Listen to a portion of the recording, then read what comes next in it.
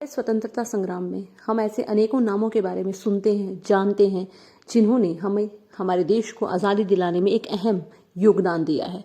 उन्हीं में से बहुत सारे नामों में बहुत सारी महिलाओं के नाम भी हमें देखने को, सुनने को, जानने को मिलते हैं, जिन्होंने आज़ादी की लड़ाई में अपना एक महत्वपूर्ण योगदान दिया है।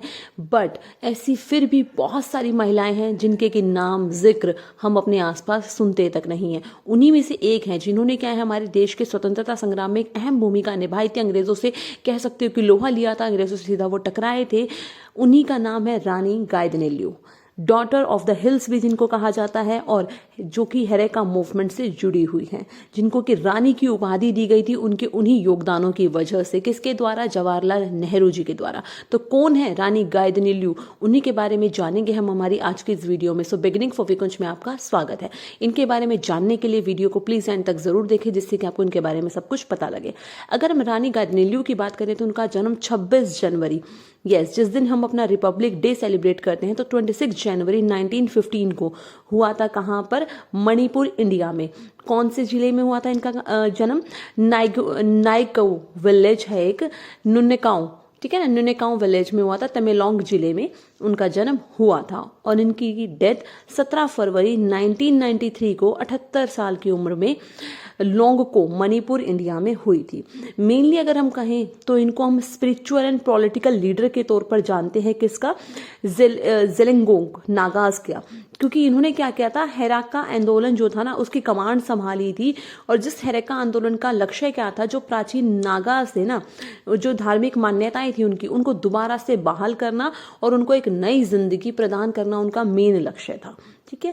और ये खुद एक रंगमई नागा ट्राइब से बिलोंग करते, जिनको कि हम कबुई भी कहते हैं। और इन्होंने क्या किया, एक तरीके से जो ब्रिटिशर्स थे उनकी जो पॉलिसीज थी उनके खिलाफ आंदोलन छेड़ा था। मेन इनकी वॉरफेयर्स में गुरिल्ला वॉरफेयर टेक्निक्स का यूज करते थे। आपको पता है गुरिल्ला वॉरफेयर टेक्निक्स क्या होती हैं, तो उनका ये यूज करते थे।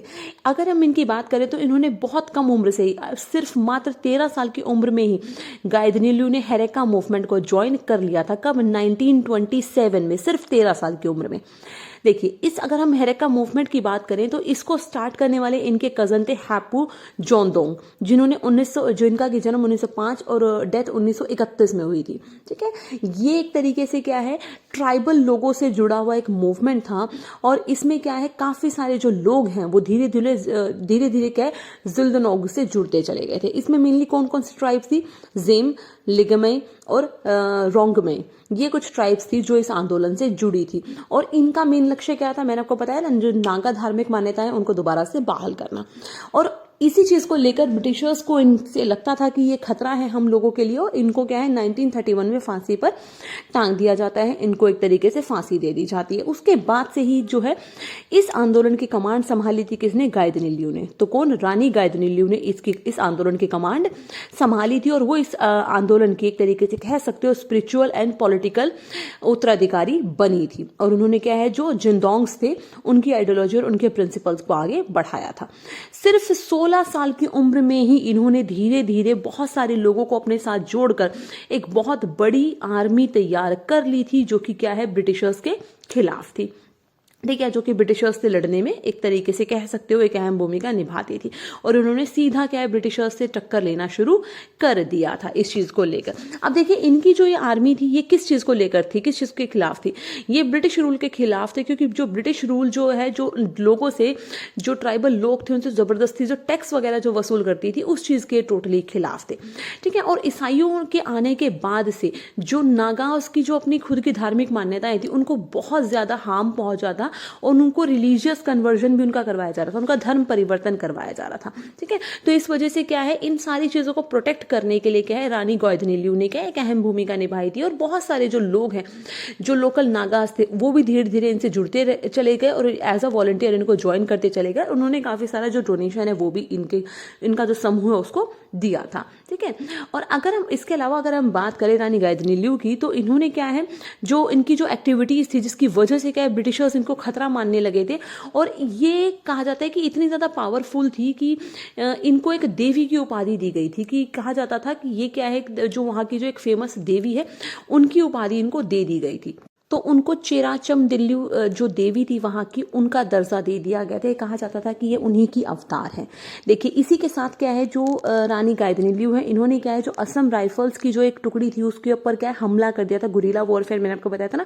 तो उसी के बाद से क्या है, ब्रिटिशर्स ने इनको अपने लिए खतरा मान लिया था, और उसी के बाद से क्या है, जो असम के जो गवर्नर थे उन्होंने क्या 3rd और 4th जो बटालियन थी असम राइफल्स की, उनको क्या एक तरीके से ऑर्डर दे दिए थे कि आप उनको पकड़िए। ठीक है, तो इसी वजह से क्या है, जो नागा हिल्स के जो डिप्टी कमिश्नर थे जेपी मिल्स, उनके सुपरविजन में क्या है, एक जो कह सकते हो आर्मी को क्या है उनको पकड़ने के लिए भेजा जाता है, और उनके लिए एक मॉनेटरी रिवार्ड्स भी डिक्लेयर किए जाते हैं ब्रिटिशर्स के द्वारा, जिसमें कि कहा जाता है कि जो भी रानी गाइदिन्ल्यू के बारे में जानकारी देगा उसको 10 साल तक टैक्स फ्री कर दिया जाएगा उस गांव को, और उसको 10 साल तक कोई भी टैक्स नहीं देना पड़ेगा।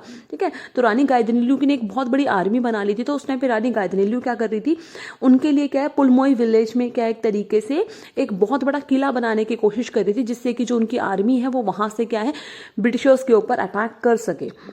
और इसी वजह से क्या है, वो अक्टूबर में क्या है 1932 में पुलमो विलेज में शिफ्ट कर जाती है। बट जब 17 अक्टूबर 1932 को वहां पर वो क्या एक तरीके से अपने जो वॉलंटियर्स थे उनके साथ वहां पर उस किले को बनाने का कार्य कर रहे थे, तो वहीं पर क्या है अचानक से एक सरप्राइज अटैक कर दिया जाता है असम राइफल्स की एक टुकड़ी के द्वारा, जिसके कि कैप्टन थे मैकडोनल्ड। ठीक है ना, तो वो क्या कर देते हैं एक तरीके से वहां से रानी गाइदिन्ल्यू को अरेस्ट कर लेते हैं और उनके फॉलोअर्स को भी, और उनको इम्फाल जेल में ले जाया जाता है। ठीक है, उनको इम्फाल ले जाया जाता है और वहीं पर उनके ऊपर मर्डर वगैरह के चार्जेस लगाकर उनको ताउम्र कारावास की सजा दे दी जाती है। और इसी के साथ साथ क्या है एक तरीके से 1933 से लेकर 1947 तक अराउंड 14 साल का एक लंबा कारावास में उनको रहना पड़ा था। उन्होंने क्या है 1934 में एक ट्राइबल ऑर्गेनाइजेशन का भी एस्टेब्लिशमेंट किया था, जैसे कि काबिनी समिति थी उसी की तरह एक ट्राइबल ऑर्गेनाइजेशन उन्होंने एस्टेब्लिश की थी। रानी गाइदिन्ल्यू से इन 1937 में जवाहरलाल नेहरू जी भी जेल में मिलने गए थे, क्योंकि उनको इस 14 साल के टाइम पीरियड में कभी गुवाहाटी, कभी शिलोंग, कभी आइजोल, कभी तूरा जेल में शिफ्ट किया गया था, अलग अलग जेल में उनको शिफ्ट किया जाता था। तो 1937 में जब वो शिलोंग की जेल में थी तो जवाहरलाल नेहरू जी उनसे मिलने जाते हैं और उनको आश्वासन देते हैं कि वो उनको जेल से रिहा जरूर करेंगे, और उन्हीं ने उनको ये टाइटल रानी दिया था। और उन्होंने कहा था कि ये क्या है, डॉटर ऑफ द हिल्स है, जो कि हिंदुस्तान टाइम्स में उस टाइम पे पब्लिश हुआ था। तो उन्होंने उनको ये नाम दिया था, जिसके बाद से कि उनको हम रानी गाइदिन्ल्यू के नाम से जानते हैं। ठीक है, और इसी के साथ क्या है, जब हमारे कंट्री को इंडिपेंडेंस दिलाने की बात आ गई थी, एक तरीके से हम आजादी के कह सकते हो कि टाइम पीरियड पे बिल्कुल ही खड़े थे, तो 1946 में जो इंटरिम गवर्नमेंट बनी थी इंडिया की, जो सेटअप हुई थी, उस टाइम पीरियड पे क्या है प्राइम मिनिस्टर जवाहरलाल नेहरू ने ऑर्डर दिया कि रानी गाइदिन्ल्यू को जेल से रिहा कर दिया जाए, और तब जाकर उनको तूरा जेल से रिहा कर दिया जाता है। कब? 1946 में। इसी के बाद से क्या है, जो रानी गाइदिन्ल्यू है दोबारा से लोगों के वेलफेयर के लिए, उनके बेटरमेंट के लिए काम करना शुरू कर देती है, बड़े peacefully, democratic and non violent तरीके से। रानी गाइदिन्ल्यू ने आज़ादी के बाद जब हमारा जो देश है जब वो स्वतंत्र हो गया था, तो उस टाइम पीरियड पे रानी गाइदिन्ल्यू ने क्या अपोज किया था नागा नेशनल काउंसिल का, जो कि क्या चाहते थे, जो एक तरीके से अपने आप को इंडिया से अलग कर देना चाहते थे और एक अलग देश बनाना चाहते थे। तो इस चीज का विरोध रानी गाइदिन्ल्यू ने किया था। बट हाँ, वो एक चीज के फेवर में थी, उन्होंने कहा था कि जो उनको क्या दे दिया जाए, इंडिया के अंदर ही एक सेपरेट जिलोंगडोंग टेरिटरी दे दी जाए, इस चीज के वो फेवर में थी। तो इस चीज को लेकर उन्होंने काफी लंबे टाइम तक संघर्ष किया था। बट उन्हीं के अपने ही जो ट्राइबल कम्युनिटी थी उनके बीच में कुछ डिस्प्यूट होने की वजह से उनको एक कुछ टाइम पीरियड तक अंडरग्राउंड भी होना पड़ा था। तो उनको लेकर एक मेमोरियल बनाने की भी बात की जा रही है। उनके जीवन के इतनी सारी चीजों को लेकर ही क्या उनको बहुत सारे अवार्ड से सम्मानित किया गया है, जिनमें से कि कुछ है 1972 में उनको ताम्रपत्र फ्रीडम फाइटर अवार्ड दिया गया था, 1982 में उनको पद्म भूषण से सम्मानित किया गया था, 1983 में उनको विवेकानंद सेवा अवार्ड दिया गया था, और उनको उनकी मृत्यु के बाद बिरसा मुंडा अवार्ड भी दिया गया है। इसके अलावा 1996 में गवर्नमेंट ऑफ इंडिया के द्वारा उनके नाम से एक पोस्टल स्टैंप भी इशू की गई थी, और 2015 में उनका एक क्या कह सकते हो कि कॉइन भी इंट्रोड्यूस किया गया था। सो ये कुछ एक चीजें थी जो आज हमने जानी है रानी गाइदिन्ल्यू के बारे में। अगर आपको वीडियो अच्छी लगी हो तो प्लीज वीडियो को लाइक करें, शेयर करें और चैनल को सब्सक्राइब करना ना भूलें। So thanks for watching and good luck student.